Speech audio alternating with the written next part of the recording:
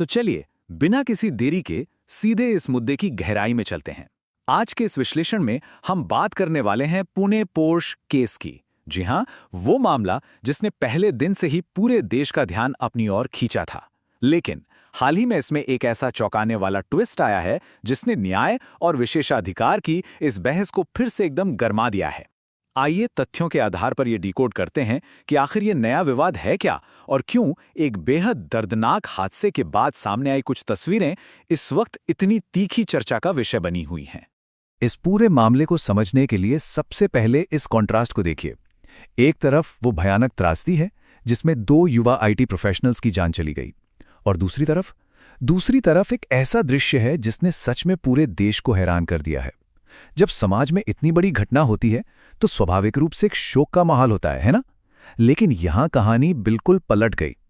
एक तरफ परिवारों ने अपने बच्चे खोए हैं और वहीं दूसरी ओर आरोपी परिवार का एक ऐसा जश्न मनाता हुआ रूप सामने आया है जो किसी के भी गले नहीं उतर रहा।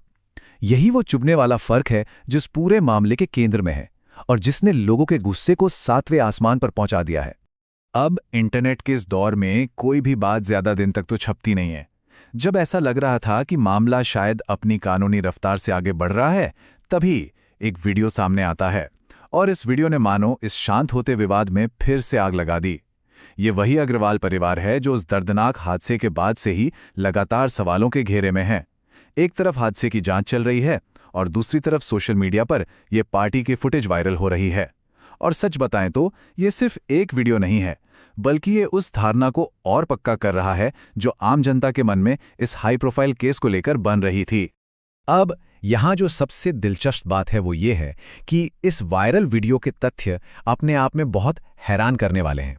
रिपोर्ट्स के मुताबिक इस वीडियो में सिर्फ वो नाबालिग आरोपी ही नहीं है, बल्कि उसके पिता विशाल अग्रवाल और उसकी मां भी बहुत ही साफ तौर पर जश्न मनाते हुए नजर आ रहे हैं। मतलब पूरा का पूरा परिवार एक पार्टी में डांस कर रहा है, और वो भी गले में नोटों की भारी भरकम माला पहनकर। लिटरली नोटों की माला। ये वही लोग हैं जिन पर उस भयानक हादसे से जुड़े गंभीर आरोप हैं। पैसे और पावर का ये जो खुला प्रदर्शन है ना, ये हर किसी को सोचने पर मजबूर कर रहा है कि क्या कुछ लोगों के लिए कानून और सामाजिक संवेदनाएं सच में कोई मायने नहीं रखती। और जाहिर सी बात है, इस वीडियो के बाहर आते ही जो रिएक्शन देखने को मिला वो बेहद तीखा था। सोशल मीडिया पर तो जैसे एक भूचाल सा आ गया। लेकिन ये गुस्सा सिर्फ इंटरनेट तक सीमित नहीं है, ये असल में एक बहुत गहरी सामाजिक निराशा का प्रतीक बन चुका है। देखिए, लोगों की मुख्य चिंता ये नहीं है कि कोई परिवार पार्टी क्यों कर रहा है।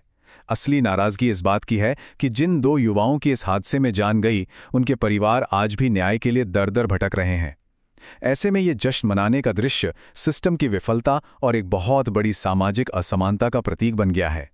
बिना किसी सजा के इस तरह का बेखौफ रवैया देखकर हर इंसान को यही लग रहा है कि शायद न्याय प्रणाली सबके लिए एक जैसी नहीं है। तो यहाँ सबसे अहम बात यह है कि ये आक्रोश सिर्फ आम जनता या सोशल मीडिया तक ही महदूद नहीं है। इस भयानक हादसे में मारे गए पीड़ितों में से एक के पिता ने इस वीडियो को देखने के बाद जो अपनी प्रतिक्रिया दी है, वो सच में अंदर तक झकझोर देने वाली है। जरा उस मानसिक स्थिति की कल्पना कीजिए। एक पिता जिसने अपना जवान बच्चा खो दिया हो, उसे अब उसी आरोपी परिवार को इस तरह खुलेआम जश्न मनाते हुए देखना पड़ रहा है। उनका मीडिया के सामने आना और अपना ये दर्द बयां करना इस पूरी घटना की गंभीरता को कई गुना बढ़ा देता है। ये अब सिर्फ एक कानूनी बहस नहीं रही, ये एक पिता के उस गहरे घाव को दिखाती है जो शायद उम्र भर नहीं भर पाएगा। पीड़ित पिता ने बहुत ही स्पष्ट शब्दों में अपना दुख जाहिर किया। उनका कहना था कि जिन लोगों ने दूसरों की जान ली है, उन्हें किसी भी कीमत पर जमानत मिलनी ही नहीं चाहिए। यह बयान हमारी वर्तमान कानूनी प्रक्रिया के प्रति उनकी बहुत गहरी हताशा को दिखाता है। अगर हम इसे टेक्निकली देखें तो कानूनी ढांचे के अंदर जमानत एक स्टैंडर्ड प्रक्रिया है, एक अधिकार है। लेकिन एक शोक संतप्त परिवार के लिए यह न्याय से वंचित किए जाने जैसा फील होता है। यहां हमें ठंडे कानूनी नियमों और इंसानी जज्बातों के बीच का वो सीधा टकराव देखने को मिलता है। वो सीधा सवाल उठा रहे हैं कि इतने गंभीर मामलों में आरोपियों को कितनी आसानी से राहत आखिर मिल कैसे जाती है, जबकि पीड़ित परिवार को सिर्फ दर्द मिला है। और इसी हताशा में उन्हें आगे जो कहा वो उनके असीम दुख का सबूत है। उनका कहना है कि जब तक हमारे यहाँ मुस्लिम देशों की तरह सख्त कानून लागू नहीं होते, जैसे जान के बदले जान या आंख के बदले आंख, तब तक सिस्टम में कोई सुधार नहीं होने वाला।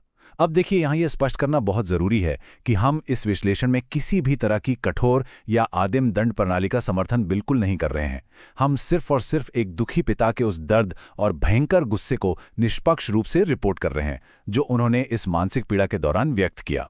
ये उस बेबसी का एकदम कच्चा रूप है, जब एक आम इंसान को लगता है कि वर्तमान व्यवस्था उसे वो न्याय नहीं दे पा रही जिसकी उसे दरकार है।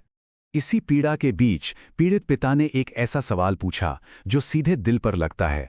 उन्होंने पूछा कि जिसने दो लोगों की जान ली है, क्या उसे जीने का अधिकार है? सच कहूं तो ये सिर्फ एक सवाल नहीं है, ये एक पिता की वो चीख है जो अपना सब कुछ खो चुका है।